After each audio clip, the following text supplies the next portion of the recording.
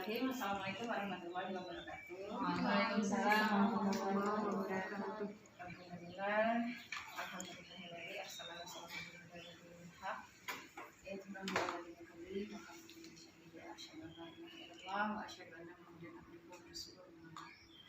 puji syukur kita senantiasa panjatkan kehadiran Allah Subhanahu wa taala. Dengan karunia-Nya alhamdulillah ibu-ibu semuanya diberikan kesehatan, ya kita semua diberikan kesehatan. Salawat dan salam semoga tercurah limpahkan kepada sahabat kita Rasulullah sallallahu alaihi wasallam dan para keluarganya, para sahabatnya dan insyaallah kepada sahabatnya. Apa kabarnya ibu-ibu semuanya hari ini? Alhamdulillah sehat. Alhamdulillah ya. Bu Ilda, bagaimana kabar keluarga? Alhamdulillah sehat. Alhamdulillah. Bu Jupra, bagaimana kabar ibunya? Alhamdulillah sehat. Alhamdulillah. Mulai bagaimana perutnya sekarang? Nggak pernah kambuh gitu? Alhamdulillah sudah lebih baik, Bu. Sudah lebih baik ya. Mudah-mudahan terus baik ya. Dan makan makanannya nggak boleh kurang. Ya, hari ini kita ingin ngobrol-ngobrol ya ibu-ibu, ngobrol-ngobrol. Kita coba untuk kemarin kan di semester pertama kita sudah mengalami kejadian ya pandemi COVID-19, di mana kita untuk pembelajaran menggunakan metodenya daring dan luring. Ya. Kira-kira kalau menurut ibu kemarin pembelajaran yang kita lakukan atau PJJ yang kemarin kita lakukan itu seperti apa? Boleh dari siapa saja dulu? Seperti apa pembelajaran jarak jauh yang sudah kita lakukan? Mungkin prosesnya maupun kendala-kendalanya, silahkan dikemukakan. Dari siapa dulu?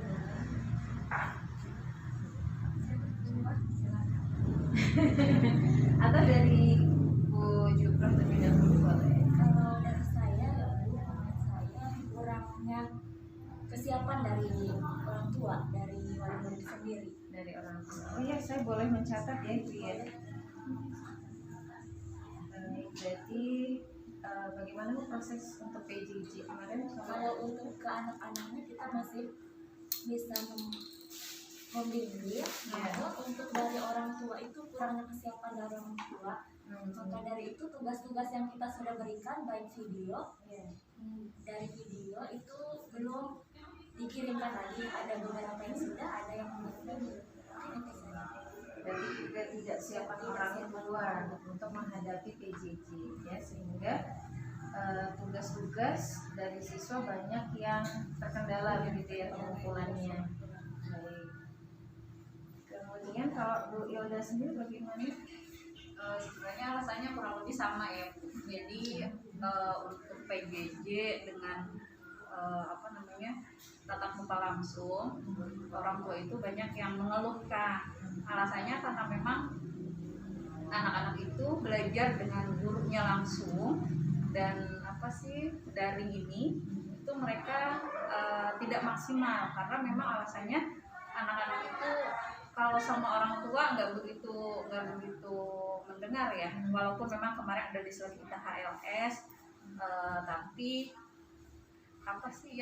tugasnya yang harusnya sudah selesai ketika penyampaian materi, tugasnya langsung diselesaikan. Ini waktunya sudah sesuai dengan yang kita ini kan gitu, yang kita targetkan. Seharusnya misalkan sudah selesai di minggu pertama itu sampai 3 minggu kemudian atau beberapa minggu kemudian baru selesai gitu. Jadi orang tua sih mengharapkannya mereka walaupun ada pandemi, Bu gimana kalau misalkan tatap muka langsung aja gitu kan. Cuma memang kita selalu memberikan pengertian kepada mereka bahwa tatap muka ini sebenarnya kita harus ada izin dari beberapa pihak seperti itu. Cuma memang karena terkait dengan pandemi ini yang sudah lama ya, jadi mereka merasa bosan gitu, hampir setahun ya, jadinya ya seperti Ini di awal-awal sesuai begitu ya. Awal-awal mereka senang ada daring itu. Oh iya, walaupun kita nggak masuk sekolah terbantu gitu ya. Di Ibadur Rahman mah tetap ada video, karena memang dari beberapa wali murid itu mengatakan karena memang mereka punya tetangga juga kan Bu ya. Oh luar biasa, ada videonya, guru-gurunya muncul. Kemudian dari segi kita juga Dewan Guru ada segi negatifnya Bu, karena memang awal-awal kita semangat bikin video, kesini-sini terbentur dengan waktu sepertinya seperti itu. Jadi videonya nggak yang tadinya muncul ada orangnya, ada Bu Leli misalkan, ada Bu Jufrohnya, kesini-sini hanya suaranya saja. Orangnya bersembunyi. Beranimasi. Oke, baik, terima kasih. Selanjutnya kalau Bu Leli bagaimana? Kalau dari saya sendiri sih nggak jauh berbeda dengan Bu Jufroh dan Bu Hilda. Kalau Bu Jufroh kan tadi saya kurang kesiapan orang tua dalam menghadapi pandemi ini. Kalau dari Bu Hilda mungkin kurangnya kedisiplinan dari siswa dalam pengumpulan tugas dan terjadinya titik jenuh, maksudnya karena mereka sudah lama sekali belajar di rumah, yang biasanya berkumpul dengan teman, dengan guru, jadi euforianya berbeda kalau belajar di sekolah dan di rumah. Selain itu, kalau menurut saya kendala selama PJJ ini mungkin kita nggak bisa mengukur kemampuan siswa secara objektif, Bu. Karena kan ya kita tahu beberapa siswa yang selama di sekolah mungkin kemampuannya biasa saja, tapi setelah di rumah belajar mungkin didampingi orang tuanya nilainya jadi berubah drastis gitu. Karena ya Ada yang naik. iya betul. Jadi kadang kita agak sulit, maksudnya bukan sulit bagaimana ya? Tidak bisa maksudnya memberikan nilai seperti yang hasil siswanya, karena kan kita tahu kemampuan sekolah begini tapi kok di rumah berbeda. Gitu. Jadi ya mungkin tidak objektif lah dalam mengukur kemampuan siswa. Kita juga jadi kurang bisa mengukur perkembangan siswa sendiri, karena kan kita nggak tahu mereka apakah benar-benar mengerjakan siswa pada waktu gitu. Iya sih. Oke, tapi itu tadi mungkin beberapa permasalahan dan negatifnya ya. Iya. Kalau positifnya sendiri yang terbangun dari PJJ ini ada juga nggak? Banyak sih. Banyak ya. Sebenarnya dari setiap peristiwa yang ada tuh kita pasti bisa narik hikmah, menarik ibrahnya gitu kan. Seperti para guru nih akhirnya jadi belajar Master ya, jadi hebat ya. Tidak bisa siapa sebuah video kan online, jadi kita dituntut bagaimana caranya untuk membuat video pembelajaran yang kreatif. Akhirnya kita juga dapat pelatihan bikin master kan, Biasanya nggak bisa. menambah kita jadi punya wawasan baru terkait IT gitu kan. Ya itu sih kalau dari guru sendiri. Dan kalau mungkin dari orang tua ya orang tua jadi punya kegiatan lebih banyak dengan anaknya untuk terkait pembelajarannya, jadi lebih tahu perkembangannya. Selama itu kan mungkin ke guru gitu kan, tapi selama pandemi ya Membantu gitu ada ya. campur tangannya dari orang tua sendiri, meskipun akhirnya pengerjaan tugas dibantu oleh anak yang besar gitu. Betul. Berarti bantuan positifnya mungkin ada Iya. bantuan ya dari orang tua siswa, kemudian guru juga menambah pengalaman ya. Pengalaman dalam Wawasan tentang IT ya. yang tadinya cuma Bu Leli yang bisa Master, Aduh. sekarang saya bisa. Masih belajar bukan bisa amat. Yang tadinya nggak bisa gaptek banget, ini gimana caranya sih bisa ngedit ini di video masuk, terus suaranya yang gambarnya kok gambarnya tadinya hijau, oh bisa ini masih bagus gitu. Jadi guru semuanya milenial dari kolonial, semuanya kekinian Iya. video. Betul. Baik, tadi saya catat ada 4 ya. Yang pertama kekurang siapan dari orang tua, kemudian bosan ya dengan lamanya, kemudian tadi untuk PTM lebih banyak mungkin dibantu ya oleh orang tua, sehingga nilainya itu susah mengukur ya, susah mengukur objektivitas dari anak ini beneran mengerjakan sendiri atau orang tuanya yang mengerjakan gitu ya. Bahkan mungkin juga ada yang Yang menulis Orang orang tuanya. Betul Bu. Kak, ini rapi banget tulisan anak SD. Kadang memang seperti itu di kelas saya. Pengalaman pribadi seperti itu karena memang anak-anaknya yang mengisi. Cuma tulisannya karena memang anaknya banyak gitu kan tugasnya, akhirnya ya udah mamahnya yang nulis gitu. Yang penting jawabannya dari mulut si anak. Tapi orang tua yang pas ngeliat karena kita hafal kan tulisannya. Kok beda? Waktu itu jujur, orang tuanya jujur ke kelasnya bilang gini, Bu, karena nulisnya lama jadi saya yang nulis. Bu. Jadi yang nulisin orang tuanya gregetan kali ya. Tapi ada segi ininya juga Bu, apa sih namanya tadi ya apa namanya yang tidak objektivitas itu di kelas saya bukan solusi Bu. Jadi gini, yang tadinya nilainya kecil karena kita tahu kondisi akademik anak, yang tadinya besar karena memang dianggap orang tua itu dia mampu mengerjakan sendiri, akhirnya kecil. Jadi kita sebagai wali kelas kan atau sebagai guru kan tahu oh kemampuan anak ini sebenarnya bisa, karena memang orang tuanya menganggap sudah percaya karena mandiriannya kemudian kemampuannya sudah bisa, akhirnya nilai yang seharusnya dia nih yang besar yang dibantu sama orang tua dia lebih besar gitu. Jadi itu apa namanya kita yang kebingungan ya. Paling kita yang merekayasa lagi nilainya, maksudnya segini loh sebenarnya kemampuan anaknya kita ubah nggak sampai 100 gitu paling untuk nilainya. Berarti ya, kalau untuk solusi sendiri yang diambil oleh ibu-ibu ketika misalnya untuk kemampuan mengukur objektivitas nih ya dari siswa, berarti solusinya yang ibu-ibu sudah lakukan kira-kira seperti apa? Untuk kalau saya pribadi kan kadang ada wali murid yang nanya, Bu, peringkatnya berapa? Nah biasanya kan gitu ya. Nah kita berbicara di situ, Bu, kita nggak memperlihatkan peringkat. Insya Allah ibu pasti tahu karena memang kemampuan anak sekarang itu kan ada di rumah ya, sesuai dengan kemampuannya. Kalau kemampuannya prestasinya atau pekerjaan rumahnya diselesaikan sendiri, itu tahu hasilnya. Kalau misalkan pekerjaan rumahnya dibantu oleh orang tua, itu juga tahu hasilnya. Berarti kan sesuai dengan kemampuan anak. Kemarin sih kita ketika PTS bicara seperti itu. Jadi kita wali kelas tidak memperlihatkan peringkat karena memang itu tadi. Karena yang kalau di saya sih alhamdulillahnya sesuai dengan prediksi. Kalau di kelas teman itu ada yang yang seharusnya jomplang. Jadi yang juara pertama itu yang memang di kelasnya nilai terbawah tadinya gitu, makanya ini jomplang banget gitu. Makanya kayaknya yaudah kita sepakat bertiga antar wali kelas kita nggak usah menunjukkan peringkat dan alasannya tadi itu. Insya Allah ibu tahu deh kemampuannya seperti apa anaknya di rumah bagaimana, karena kan apalagi ini beberapa bulan ya kita di rumah gitu. Jadi alhamdulillah kalau yang ngerti, oh iya Bu emang dibantu kok gitu. ada yang jujur. Ya, peringkatnya berarti kita tidak ada kan salah satu solusinya ya. Karena sebenarnya kemampuan anak karena pandemi dan semua anak di rumah, jadi orang tua itu sebenarnya lebih paham anaknya. Termasuk ketika dibantu pun orang tua juga paham. Karena ya mereka yang bantu. Oke.